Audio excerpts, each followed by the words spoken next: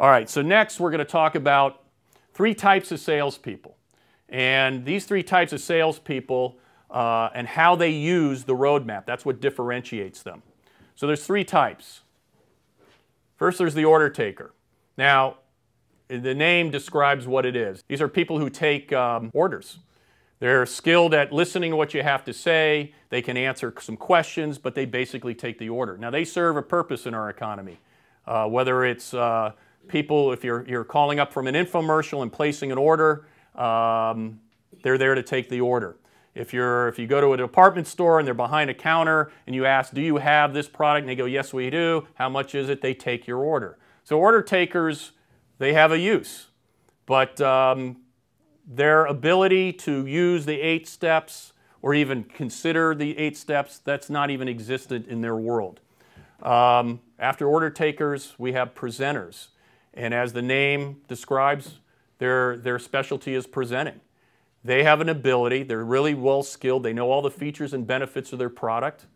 They know how to perhaps direct a person's attention to those features and benefits. But as a presenter, they put all their emphasis on that one tool. Product knowledge, being able to answer questions. I mean, they're really good at it. They can be great at it. They know everything about their product. And in fact, they will prove it to the prospect that they know everything about their product by doing a soup to nuts, A to Z presentation whenever they can. And their point of view is, or their idea is that, hey, if I can tell a prospect everything I know about my product, every feature and benefit, and get to the end, I will have overwhelmed them with such great information that they will be compelled to buy. And that's not always the case. Presenters, again, they serve a purpose. You see them on the home shopping channels presenting product. You go to a live demonstration and they're demonstrating the product and they're telling you everything there is to know about it because that's their job to do. Their job is to present every feature and benefit, the ones that they think that will compel you to be interested in wanting to buy. But they focus purely on their presentation. There's a huge difference between order taker and presenter and a closer. The closer causes sales to occur. They create opportunities to close the sale. They know exactly where they are on that 8-step roadmap. They know exactly what tools to use in order to achieve sales. Their ability and willingness to control or direct in a positive manner their prospect's attention to the features and benefits or through the whole process of the sale, through the 8-step roadmap, is what differentiates them from a presenter. They know that the presentation is a tool. It's one step. It's not the end-all of the sales process. Their whole goal is to get a prospect all the way to the final step, step 8, buying the product. And they know that they got to achieve all the earlier steps to do that. And the closer knows how to direct and control the attention of the prospect to get that done. So that last line that's on the slide there, ability and willingness, one, if you don't have the ability to control somebody else, when I mean control, I don't mean, voodoo, hypnotic, or dominating control. I mean the ability to direct. Does anybody have the time? Can someone tell me the time? Sure, it's about 7 till. Okay. So what did I just do there? Did I just direct your attention to your watch on your hand? You did. Okay, I did that with a question. And you're going to find out that questions, when you're asking questions of your prospect, you're directing your attention. So the whole process of selling is me establishing control. Now, I didn't dominate you. I didn't hypnotically give you any voodoo to make you do that, right? I just asked you a question because I had your agreement. You were willing to listen to what I had to say, and you were willing to, respond to my question or my request. That's directing attention. You need that ability. If you don't have that ability, you're not a closer. At best, you're a presenter. But anybody can get up and read a script of features and benefits and hope for the best. It's the closer who's going to direct the prospect through those stages of the 8-step roadmap. Those are stages the prospect goes through. They're actually mental changes Ideas form in his mind. You are making those happen. You need to realize that you are making those happen. All right, so here's a scale. If you look at the bottom, you have order taker. Then slightly above that, you have presenter. And at the very top, you have closer. You see the big gap there between presenter and closer? It's there for a reason. Okay? So this scale is really a scale of the ability to cause sales to occur. Now, an order taker has no control or very little control. They really never cause a sale to occur. They're kind of the effect of the process. They're the effect of the process. Prospect walks into a department store, does a little browsing, takes whatever they like to the counter, and then the order taker kind of rings it up. Maybe the order taker answers a question, and then let's say the prospect asks the order taker, hey, does this come in blue? The order taker says, yes, it comes in blue. And that's it. And then the order taker sits there and waits for the prospect to cause the sale. He's not causing the sale. The presenter, however, does put some control into the process. They are directing, if the presentation is good, the presentation will be captivating. It will take the prospect's attention and direct it to features and benefits, hopefully features and benefits that will solve the prospect's problem. But the presenter doesn't necessarily even find the problem. He just assumes there's one there, and he assumes that his presentation with all the features, everything he can talk about the product or service, will compel them to buy. So he'll get to the end of his presentation and then kind of hope that the sale occurs. He's not causing the sale to occur. The closer, however, takes full control. He systematically, meaning with a method, he causes the sale to occur. That means he's not waiting for the prospect to say, hey, can I buy and can I sign up? He's not waiting for the prospect to be interested in his product. He is causing the prospect to become interested. So here you have a presenter, as an analogy. You have a presenter who kind of walks into a room and it's dark.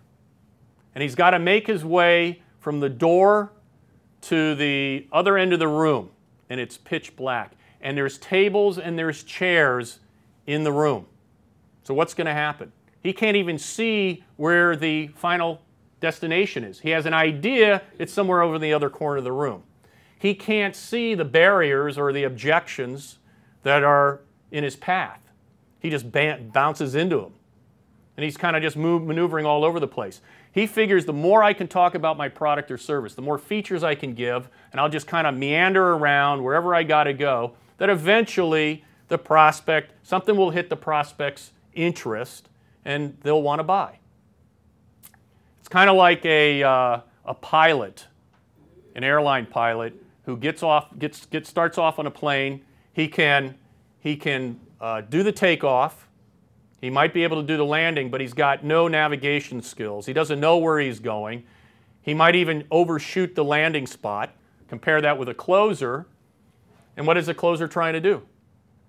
He wants to go from point A to point B as quickly as possible.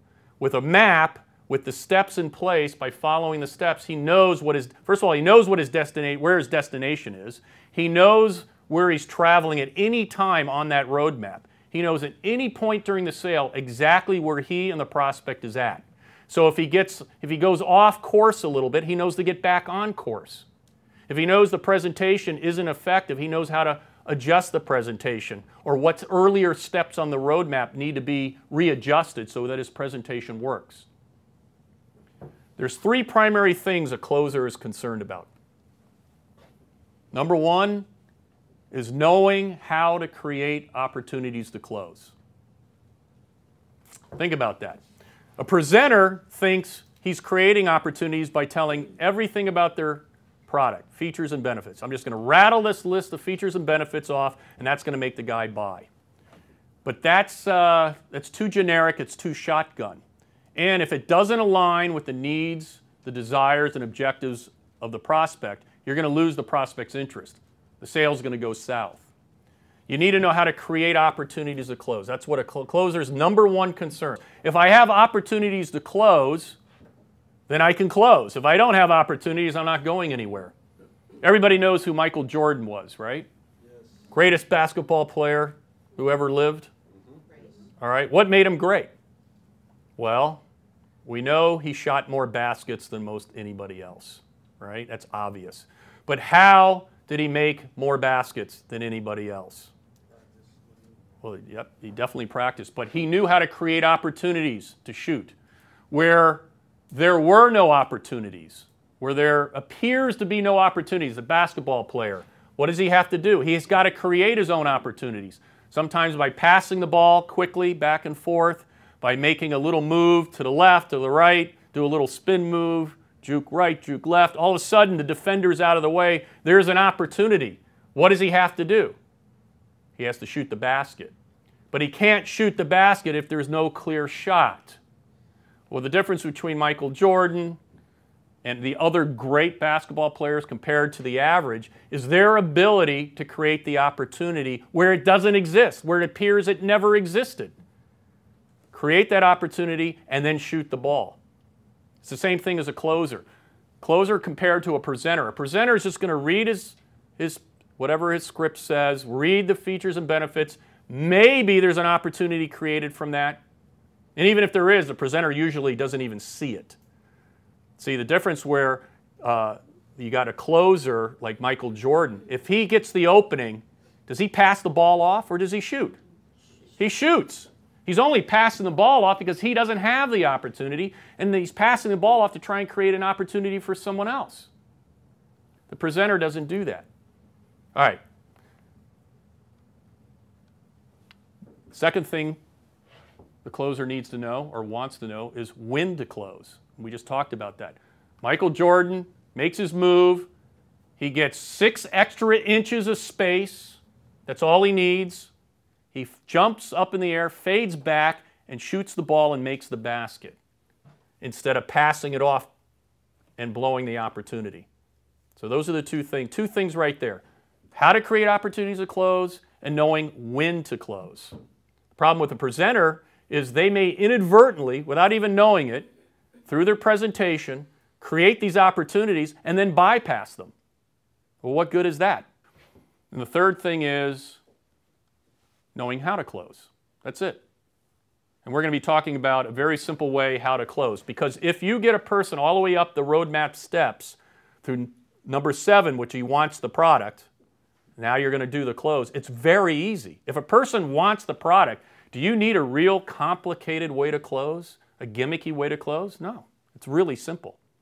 So if I know how to create opportunities to close, and I know when to close, and I know how to close, there's nothing else I need to know. At this point, those watching should pause this seminar and read the chapter, 3 Types of Salespeople from my book, and then answer the test questions and do any exercises listed. Then come back and continue the seminar.